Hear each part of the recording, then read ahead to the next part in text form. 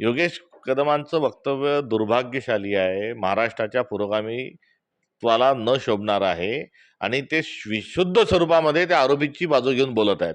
या योगेश कदमांना तर सरकारमधून बरखास्त केलं पाहिजे, एवढंच या निमित्ताने. जजिया कर हा सक्तीने वसूल केला जाणारा कर आहे. जो औरंगजेबाने लावला होता तोच कर आता हे महायुतीचं सरकार लावत आहे.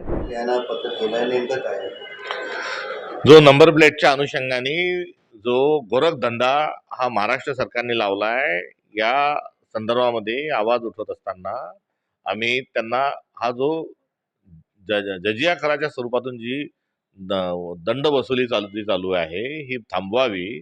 नाक लोकांना वेठीस धरू नये आणि जो बाजारभाव आहे त्या बाजारभावातून नंबर प्लेट लावाव्यात आणि त्यांच्या ज्या लाडक्या ठेकेदार योजनातल्या ज्या 3 एजन्सी आहेत त्यांना तशा सूचना द्याव्यात.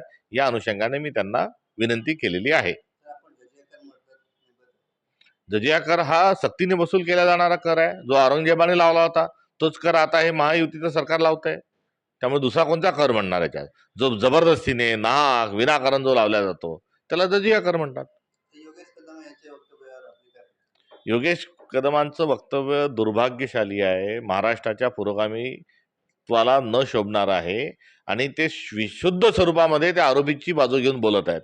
एका महिलेवर बलात्कार होतो तेव्हा तिची मानसिक स्थिती काय असते, तिच्या पाठीशी आपण सगळ्यांनी उभं राहिलं पाहिजे. शासनाने ताबडतोब आरोपी पकडले पाहिजे. हे दिलं सोडून आणि त्या बलात्कार होत असताना त्या महिलेने काय करायला पाहिजे होतं असं किळसवानं वक्तव्य त्यांनी केलेलं आहे. या योगेश कदमांना तर सरकारमधून बरखास्त केलं पाहिजे, एवढंच या निमित्ताने मी